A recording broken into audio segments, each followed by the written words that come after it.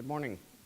They didn't give me a mechanized podium. I hear it's all the rage at the minute. So, and the other thing, I think they thought by giving you an Irishman to speak first, it would all help you have to listen a little bit harder. So bear with me if my pronunciations perhaps are a little bit unusual, but we'll get there. I want to talk to you this morning about a part of precision medicine which I think sadly is quite neglected. And just before I go there, I just want to make this, if you like, real to us in the room. Not as a business community, but actually as patients traveling on our own diagnostic journey in life. And sadly, I think with the incidence of cancer, we're all very aware we either know someone or perhaps ourselves have suffered from some type of cancer. And whilst there's often the race to the treatment decision, it is more frequently the diagnostic journey which can either define that patient's wellness or indeed their outcomes. And for some patients, this is a 3 to 6 month diagnostic journey. For others, it's 12 months and longer. Whatever the duration, it's an emotional roller coaster fraught with real concerns, end-of-life concerns, and real human fears, I think. From a business point of view, it is our sense that this is an area which has the potential to transform a lot of the healthcare that we are all working on. And what I want to do today is go through a couple of, I think, very top-line thoughts on, first of all, on framing the diagnostic challenge, and then talking to you a bit about the organizational response that we think is correct. Just before I do that, a quick slide on Diaceutics. As our client list, we focus entirely on the diagnostic enablement of treatment, and we have a global network of labs. We bring in a lot of that big data to try and help our clients actually change the diagnostic pathway associated with many of their targeted treatments and non-targeted treatments. Let's talk a little bit about the diagnostic challenge. And it might be surprising to some of you that already there is a diagnostic ecosystem that underpins much of treatment today. In fact, by our estimates, there's around $200 billion worth of therapy already resting on the shoulders of diagnostics, efficient or not. When you look across the future therapeutic pipelines, there's around 75% of future pipelines have some form of biomarker or diagnostic enablement as part of the endpoint, as part of that clinical trial design. And I think the data goes on, by our estimates, there's around $3 million a day spent on some type of pharma diagnostic partnership. So this is an area that's alive and well. Even when you look down at the pharmaceutical pipeline level, regardless of where any individual competitor is on this list, by and large, when you look across the top 20, top 30 pharmaceutical companies, they are all having some level of dependency being built into their future pipelines, whether it be for new assets or indeed new indications. So if the R&D for precision medicine and that diagnostic and biomarker embeddedness in clinical trials is alive and well, what about the commercial journey? Because here I think is where we have probably the biggest gap. And just to do that, I just want to maybe refresh our minds on exactly what that commercial journey looks like for a non-targeted drug. And typically you will have pharma sitting in the center here. It will have various channels that it needs to communicate through, both to the physician, to the patient, to payers, and indeed to the pharmacy. And approximately, I mean, every drug is different, approximately there's between $150 and $200 million spent in launch spend on the education and programs to really help support that drug launch. So what happens when you add a diagnostic? Well, the first thing you do is that you put a couple of new stakeholders into the mix. You put diagnostic suppliers, and they actually do not interface directly most often with physicians, but rather the laboratory does. Key player, a key important stakeholder, I think, in our future landscape here. And by our estimates, as we look across over 200 programs that we've worked on, approximately pharma will spend between $3 to $12 million of new money to really support that diagnostic education. That's often unbudgeted, and that's part of the issue. But the real question is that enough? Is that spend and that diffusion of spend into the broader pharmaceutical budget adequate? And here you see in this very simple slide are an example of 7 of the persistent and pernicious hurdles that we see face absolutely every biomarker, every novel diagnostic come to market. They're different by biomarker, and it's different by market. And when you get down into the weeds and actually look at the detail and the problems in the detail, every one of these has its little ecosystem that's churning away. An ecosystem that decides whether this particular hurdle for this biomarker and for this drug is significant or not. But consistently, we see that there are often problems with the actual supply of the sample in the first place. This is a pre-analytical step. We haven't even got to the test. And often the quality of that sample or the sufficiency of that sample impairs the impact of that test. Test quality is not guaranteed. There is a predominant fallback by the pharmaceutical industry on some of the simpler immunohistochemistry tests, particularly in cancer. And whilst those tests do a regulatory task for us, they are often bring real challenges into the laboratory setting in terms of getting consistency of result, quality of result, and reducing interlaboratory variability. And turnaround time, here's data from our lab network in Canada, where we're really tracking and observing the delays in test responses. And if a test response falls outside the therapeutic window, it's not very important. It's not a useful test. And yet, with novel biomarkers, with new tests coming on board, this is a constant challenge. Do the hurdles impact test adoption? The answer to that is very definitely yes. Here you see 2 biomarkers, EGFR mutation and KRAS testing, where you have, in 2 different geographies, different rates of adoption. For EGFR mutation, which we would say is one of the fastest test adoptions we've seen, we had a 2-year delay between launch to 50% adoption, 50% usage on patients. For KRAS, again, another vital drug for the enablement of a whole therapeutic class, that was a lot longer, 5 years for 20% adoption. So these hurdles matter, and it's really important to understand what those hurdles are before the actual drug comes to the market. The next question is, does that really impair access to therapy? Does the diagnostic impact treatment? And I think the first clues we had to this were way back in 2007, where the New York Times here in the city published, I suppose it was an expose on the state of HER2 testing in support of Herceptin. And you can read that for yourself, where they're suggesting that up to 40% of women were missing out on Herceptin therapy, not because of poor education of the physicians, but because of issues associated with test availability and test quality.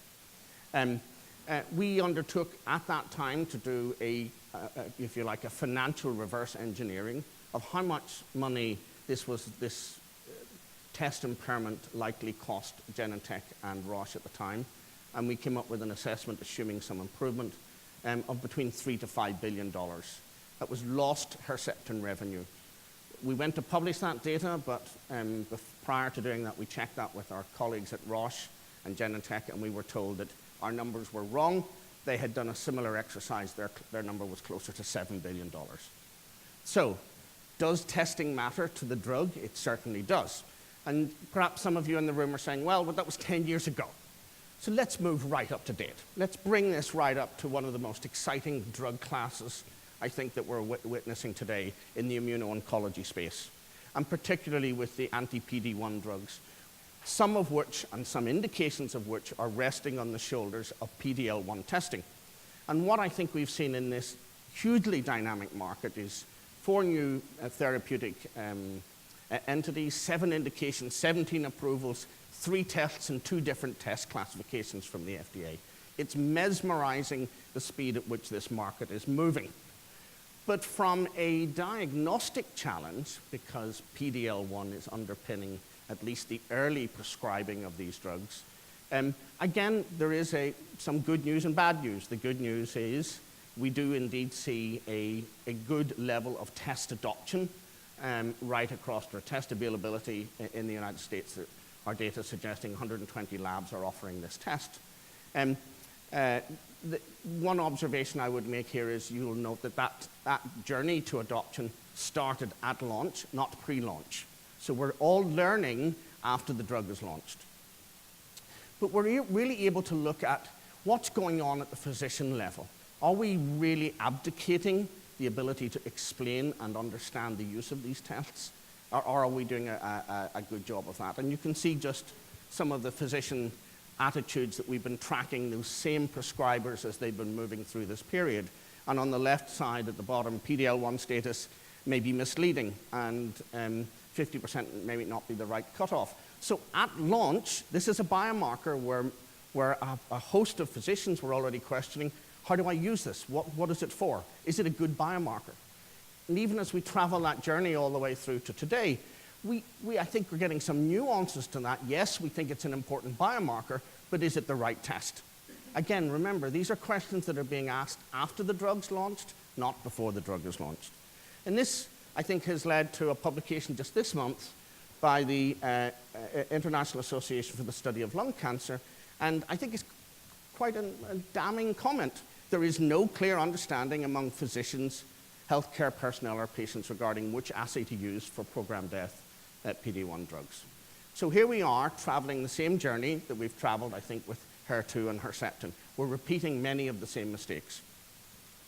When you even look further down at the detail, there you can actually see that there's different levels of antibodies being used by the laboratories.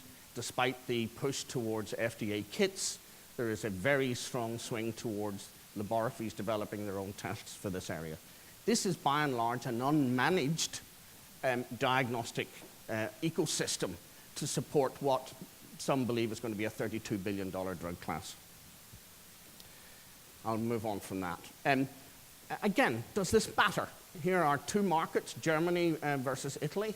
And in Germany, I think within the first kind of 18 to 24 months, helped a lot by the pathology societies in Germany, have really pushed to put PD-L1 testing into the guidelines, into the right diagnostic algorithm for patients, with 44% of all lung cancer patients being tested with this test. In Italy, these drugs are launched at roughly the same time. The diagnostics are available at the same time. We have a very, very different situation. And when you go on and look at the actual impact of that and say, what does that mean in patient terms? In Germany, you can see that we have an efficient market for testing which is supporting the provision of patients access to these treatments. In Italy, it's broken. And actually, when you look further and say, what's the cost of that break? And you can see by our estimates already, there's something like $200 million worth of revenue coming from anti-PD-1 drugs, which are being missed as a result of these testing issues. But what we really wanted to do, I think, is to lift our heads a little bit higher for a minute and look across, here in the US, look across at the most important biomarkers. And what we've undertaken is a study which we've called Uplifts, which is a combination of data, direct data from our laboratory partners and claims data and primary research. And we're putting that together into an analytic engine and identifying what are the real-world issues associated with the most important biomarkers. These particular ones we've chosen drive about $8 billion worth of annual revenue here in the US. What do we see? First, we can actually tell you that there are roughly 73,000 patients per month being tested with these biomarkers, just under 1 million a year. When we go further and look at how many of those tests don't make the grade with some of the pernicious issues and hurdles that I showed you earlier. It's our data suggesting we're missing about 6,500 patients a month from access to these drugs, 78,000 patients a year. Were you to go on and say, were those patients treatable or druggable, and most of them are, and assume the various rates of that druggability, you can see that we're talking something like under $700 million of lost revenue a month, $8.3 billion lost revenue a year. But remember, this is the US. If we look across Europe, where we have a very similar issues, and many of those markets have similar, in fact, worse infrastructure issues to support testing, we're probably talking something like 16.6 billion. And if we were to include test adoption, i.e., how many patients were not even offered a test in the first place, we're probably talking about a number that's closer to $32 billion.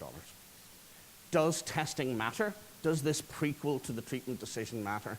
Our suggestion is that yes, it does. It has a real economic, a real patient impact, and it deserves an awful lot more focus.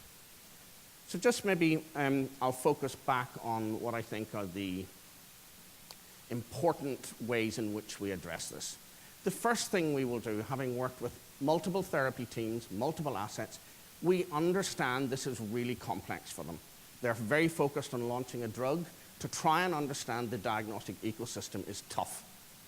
However, it is our view that the tools do exist. The ability, the data, the information flows do exist to try and right-size this. So we can demystify this in a way to help these therapeutic teams. We can solve this problem. It's not that it has to remain an intangible and inflexible issue. It's also our sense that I think particularly the way the pharmaceutical industry is contracting out its work is quite fragmented and in part responsible, I think, for that lost patient gap. No one's really accountable for making sure that all the patients at the right time are getting tested with the right test. It's our sense, I think, as we move forward, there will be a move by the industry to seek more end-to-end partnerships that will really support their journey. So, last slide. What does the road ahead look like? My wife thought that was a dead body on the beach, but I think it's a log. I think by the end of 2017, both with events in the past 12 months around the immuno-oncology space, where it has really exposed different testing strategies in support of the launch of anti-PD-1 drugs.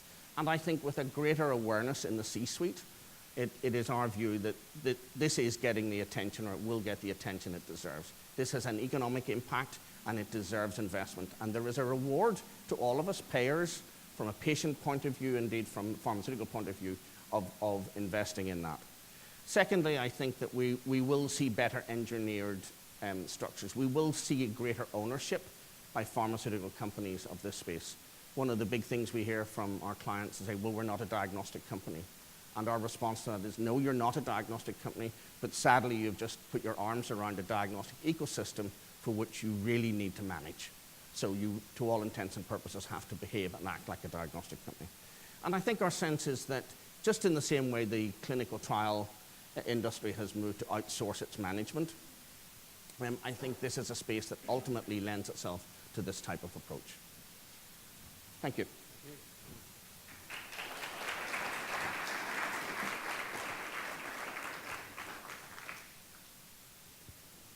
So thank you. That was a very thought-provoking way to start the day.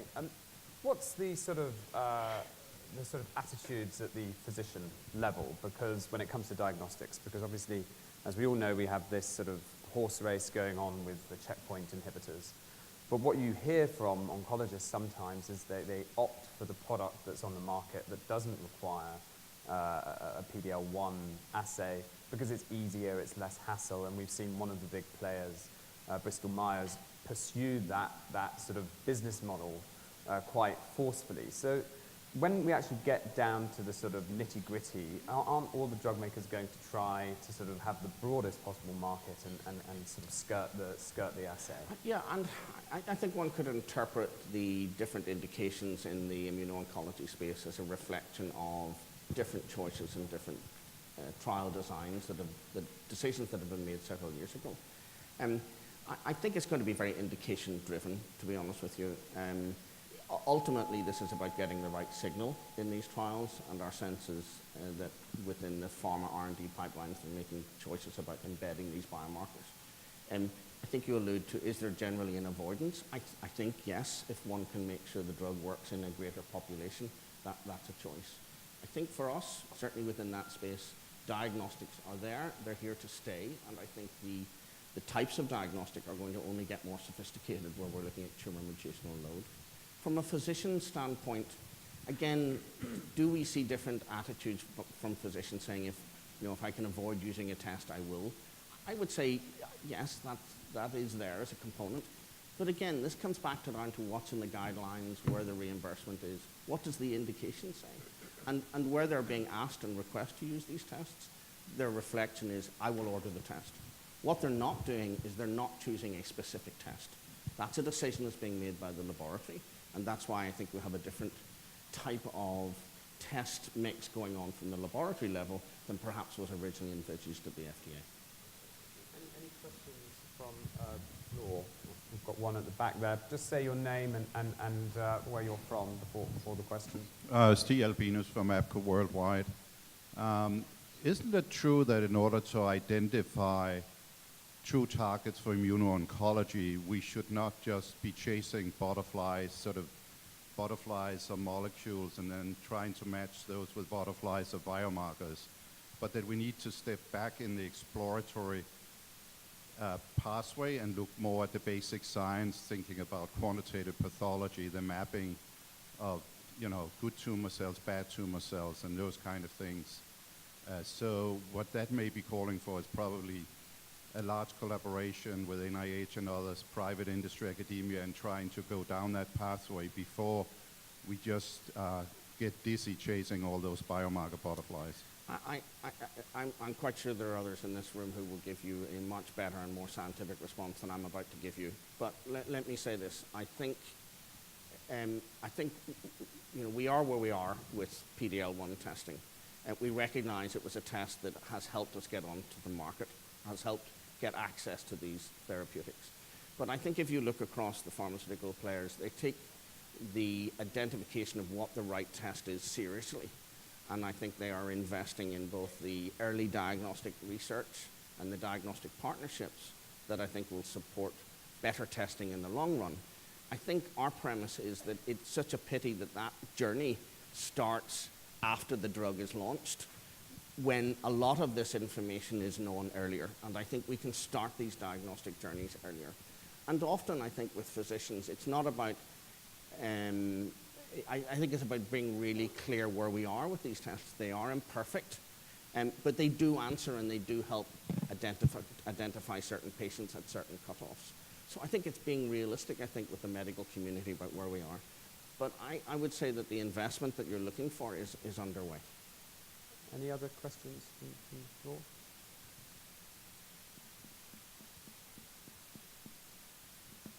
And so where do you see this space going in terms of, do you think that the pharmaceutical companies are going to sort of make their own proprietary diagnostics that go with their drug more and more, or do you think it's going to be a sort of a separate ecosystem sitting outside that? First of all, I think what we have going on here is a convergence of two technologies, okay? The therapeutic, the long therapeutic life cycle, and the short, rapid technological life cycles of diagnostics. And the issue, I think, for many pharma companies is which test platform do they back? Because tomorrow, that will be superseded by something else. The innovations going on within the laboratory community, and we have some of them in the room today, are stunning. I mean, they are at the front line of clinical testing. They are themselves improving these tests. So our sense is, I think, that pharma will look to be test agnostic in the long run, but seek to migrate everybody to quality testing. Mm-hmm. And there are programs and mechanisms, I think, that can do that. The one thing I would say, there is an investment in things like the universal cancer test and next generation sequencing. Again, they have a part, but they are not there's not a one size fits all solution. So I think from the pharmaceutical point of view, the dialogue with our clients would suggest they would prefer that the diagnostic ecosystem gets on and does what it needs to do, obviously backing and enabling certain technologies to come to market. But I don't think we're going to go back to the days of 30 years ago where many of these pharmaceutical companies are going to end up and do what Roche and Genentech did, which is to bring this in-house. I don't see it. Okay. Well, thank you, Peter, for starting the day for us. We'll have a short break now to just sort of go and recharge our coffee cups and then regroup here in a moment. Thank you.